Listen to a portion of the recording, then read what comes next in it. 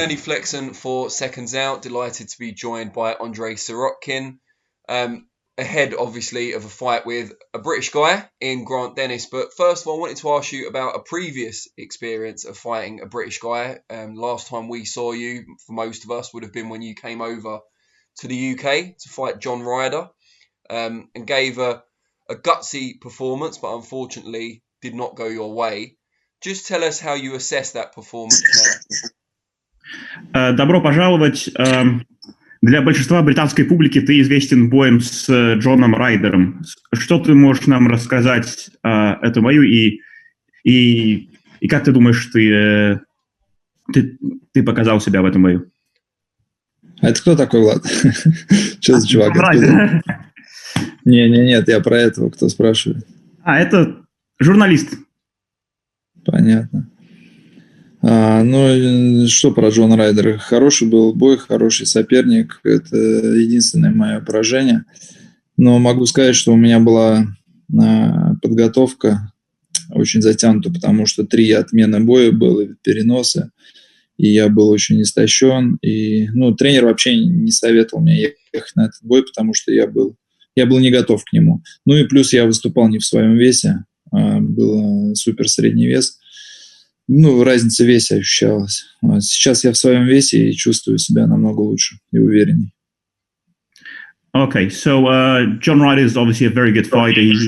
He fought a very good fight, but it was quite a difficult preparations for me because the fight got postponed 3 times, and I wasn't in my peak shape, and my coach actually advised me to pull out of the fight and not go to Britain. But I did what I had to do, and that's what happened. But now I'm back in my weight class, and I feel good. When you see a former opponent like John Ryder go on to fight Callum Smith, and many people thought he won that fight against the number 1 in the super middleweight division, does that make you feel better about the defeat you suffered, as well as all the issues outside of the ring that you had? Okay. Когда ты видишь, насколько хорош боксер Джон Райдер, он вот недавно дрался с Каллом Смитом, и многие думают, что он победил. Это тебе дает какое-то более хорошее чувство, потому что ты знаешь, насколько был близкий ваш бой до 7-го раунда, и ты видишь, насколько хорошо Джон Райдер теперь дерется. Да, я, конечно, смотрел бой Райдера со Смитом. Также считаю, что как минимум Райдер не проиграл. Точно не проиграл. Да нет, я сейчас не думаю о том, что вот Райдер такой крутой, я с ним хорошо боксировал, то есть что мне это дает каких-то там дополнительных сил. Нет, я уже забыл об этом, я перешел в другой дивизион и дальше буду двигаться там. И сейчас рассматриваю для себя уже совсем других соперников. А Райдеру только удачи пожелаю, хороший боксер. Yeah, I watched the fight of Callum Smith. I thought it was a very close fight. I think it was a draw at worst. I don't think Ryder lost that fight. But in reality, I'm not really focused on the Ryder fight. It doesn't give me any additional motivation or anything.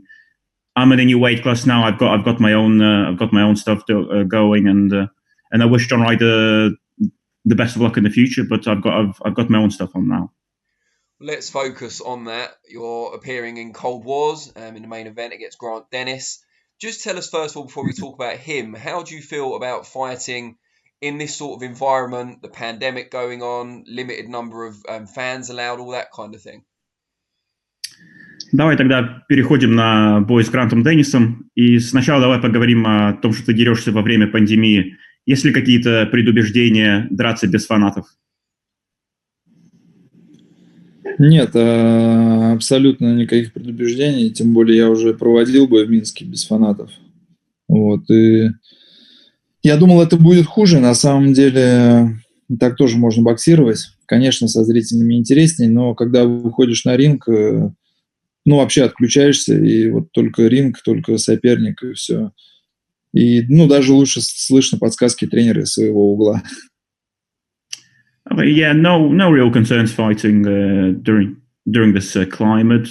I've already fought in Belarus before on Kold Wars 1, It's a bit weird to fight without the fans. It's very different, but there are positive as well. Like you can hear your corner. It's certainly different, but it doesn't really affect me in a negative way.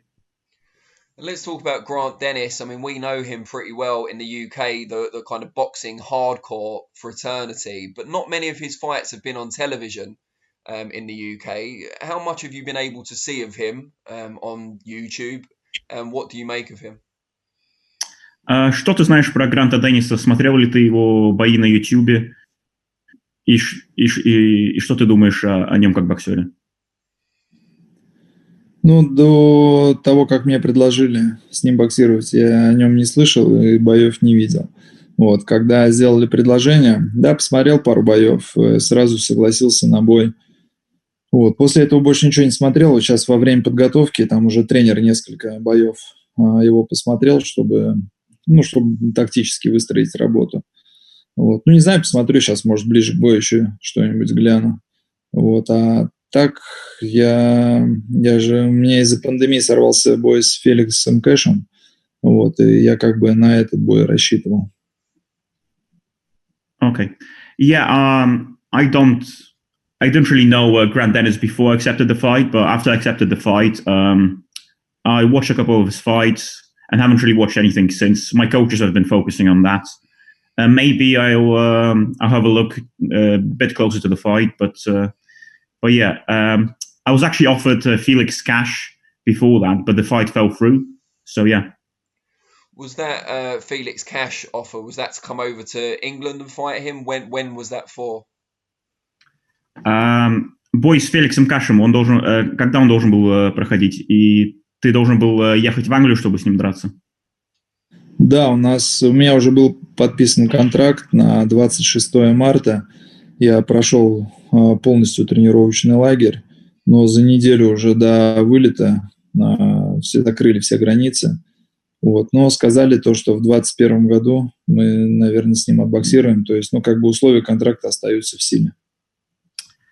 Yeah, I had everything signed, had the contract signed for 26th of March, but I think about a week before I was supposed to fly out to England, obviously the whole lockdown happened and the fight got cancelled. But I've been told that in 2021, I think we'll try and reboot that. And I'm not sure if Andrey knows, but Felix Cash has the same trainer as John Ryder. So would there be an element of revenge, perhaps, by proxy? Я не знаю, если ты знаешь, но у Феликса Каша тот же тренер, как и у Джона Райдера. Ты думаешь, это будет какой-то реванш для тебя или нет? Нет, здесь реваншем не будет, несмотря на то, что один тренер – это разные боксеры, совсем другой боксер, и это будет совсем другой бой и другое противостояние. Yeah, no, I'm not really thinking about revenge. It's the same coach, but it's two completely different boxers, so it'll be a completely different fight. And just tell us about the main differences between Andrey Sirotkin at middleweight and at super middleweight. What are the advantages you have in your new weight class? Расскажи, какие разницы между Сироткиным, который дрался против Райдера в той весовой категории, и Сироткина, который будет драться против Гранта Денниса. Какая разница между переходом в категориях для тебя весовых? По физическим ощущениям я здесь себя буду чувствовать намного комфортнее, потому что в среднем весе я вес вообще не гонял, и даже был недовес у меня. Вот здесь, да, мне приходится немножко согнать, но я буду более такие сухие мышцы, буду более быстрый. Вот, и то есть соперники все равно тоже не такие мощные, и мне уже можно больше не в игровой манере боксировать, а уже уверенно могу с ними зарубиться. Yeah, I wasn't a true super middle. I was a bit too light. I really didn't cut a lot of weight. Now I'm cutting a bit more weight, but I feel much more comfortable in this weight class. And I think I can impose my will, because then I had to be slick. I had to kind of box around people, but now I can impose my will a bit more. It's interesting. And what are your overall goals after this fight, if it goes your way, of course?